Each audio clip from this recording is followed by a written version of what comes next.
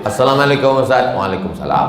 Berkaitan dengan kirim Al-Fatihah, apakah Nabi ngirim Al-Fatihah untuk istrinya Siti Khadijah? Apakah Nabi ngirim Al-Fatihah untuk Ja'far saudara kembarnya? Apakah Nabi para sahabat kirim Al-Fatihah? Supaya kami paham Pak Ustadz. Jadi ini yang nanya ini, dia mau beramal kalau dilakukan Nabi. Kalau nggak dilakukan Nabi, nggak mau. Nggak apa-apa, bagus. Ada seorang sahabat Nabi, bukan sahabat Abdul Somad. Dia sebelum tidur malam bertasbih alfa uqdah 2000 simpul. Diambilnya simpul tali 2000. Simpul tali 2000. Habis itu zikir subhanallah subhanallah subhanallah 2000 simpul. Sekarang saya tanya, bolehkah bertasbih 2000 kali sebelum tidur malam? Boleh apa enggak boleh? Sekarang balik pertanyaan ini, pernahkah Nabi melakukannya? Enggak pernah. Kalau enggak pernah dilakukan Nabi, apakah boleh dilakukan? Tadi katanya yang boleh, sekarang enggak boleh. Ternyata kalau ngomong sama orang belum sarapan susah ya.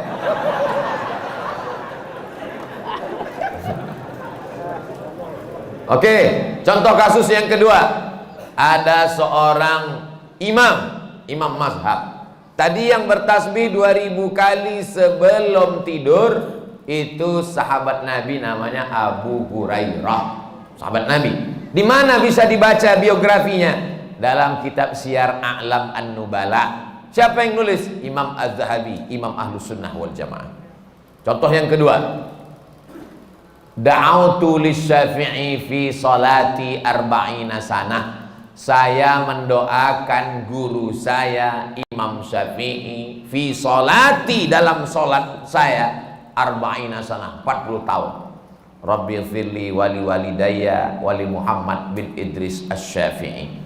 Bolehkah mendoakan Imam Syafi'i 40 tahun? Boleh. Sekarang pakai logika ini. Pernahkah dilakukan Nabi? Nggak pernah. Kalau nggak pernah dilakukan Nabi berarti nggak boleh. Ini pertanyaan tingkat tinggi. Apakah mesti disyaratkan, mesti dilakukan Nabi dan sahabat? Puasa Nabi Daud, pernahkah Nabi melaksanakan puasa Nabi Daud secara berterusan? Yasumu yauman wa yuftiru yauman? Nggak pernah. Tapi Nabi memujinya. Apa kata Nabi? Ahabbu saum ilallah saumi Daud. Puasa yang paling bagus adalah puasa Nabi Daud. Nabi tak pernah melakukannya. Jadi sunnah ada 3. Yang pertama sunnah fi'liyah, Nabi melakukannya. Yang kedua sunnah qauliyah, Nabi mengucapkannya tapi Nabi tak melakukannya. Ada jenis yang ketiga, sunnah takririyah, Nabi tidak melakukannya, Nabi tidak mengucapkannya, dilakukan orang lain, disetujui Nabi. Mana contohnya? Sami Allahu liman hamidah, Nabi mengajarkan Rabbana lakal hamdu mil'us samawati wa mil'ul ardi wa mil'u ma syi'ta min syai'in ba'di. Tapi ada satu sahabat bacaannya lain. Sami Allahu liman hamidah, Rabbana lakal hamdu hamdan thayyiban mubarakan fi. Selesai salat Nabi tanya, siapa tadi yang baca alhamdulillah hamdan thayyiban katsiran mubarakan fi? Aku enggak pernah ajarkan. Aku ya Rasulullah. Apakah Nabi marah? Aku enggak pernah melakukannya. Kenapa kamu pandai-pandai buat doa itu? Kau masuk neraka jahanam. Apa kata Nabi? Apa kata Nabi? Ra'aitu bid'an wa salasuna malakan yabtadirun. Aku lihat 39 malaikat turun dari pintu langit ingin mencatat doa yang kau baca. Enggak pernah dibaca Nabi. Begitu juga dengan Allahu Akbar kabira, diriwayatkan oleh Abdullah bin Umar bin Khattab. Nabi mengajarkan Allahumma ba'id baini wa baina khatayaya kama ba'adta bainal masyriqi wal maghrib. Sahih Bukhari. Allahu Akbar kabira ada juga dalam Sahih Bukhari. Nabi tidak pernah mengucapkannya. Siapa yang membaca itu? Sahabat. Allahu Akbar. Tiba-tiba ada sahabat di belakang. Allahu Akbar kabira walhamdulillahi katsira wa subhanallahi bukratan wa asila. Titik. Wajah tu wajhiyya itu iftitah lain. Selesai salat Nabi tanya, siapa tadi yang baca Allahu Akbar kabira? Ana ya Rasulullah. Apa kata Nabi? Futihat abwabus sama, terbuka pintu-pintu langit, malaikat turun mencatat doa yang kau baca. Ini jenis takriri. Makanya perbuatan kalau tidak dilakukan Nabi adalah bid'ah.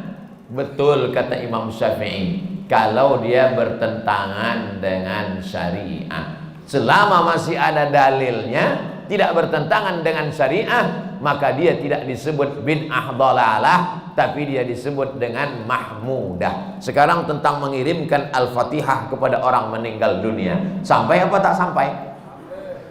Siapa bilang sampai? Memangnya yang udah meninggal tuh pernah ngasih tahu? Alhamdulillah titipannya udah sampai, makasih ya. Imam Ibnu Taimiyah punya murid namanya Imam Ibnul Qayyim Al-Jauziyah. Punya kitab namanya Kitab Ar-Ruh. Sudah diterjemahkan ke bahasa Indonesia 3 huruf, R-O-H, roh. Di situ diceritakan Imam Ahmad bin Ambal lewat di suatu makam. Ada orang baca Quran.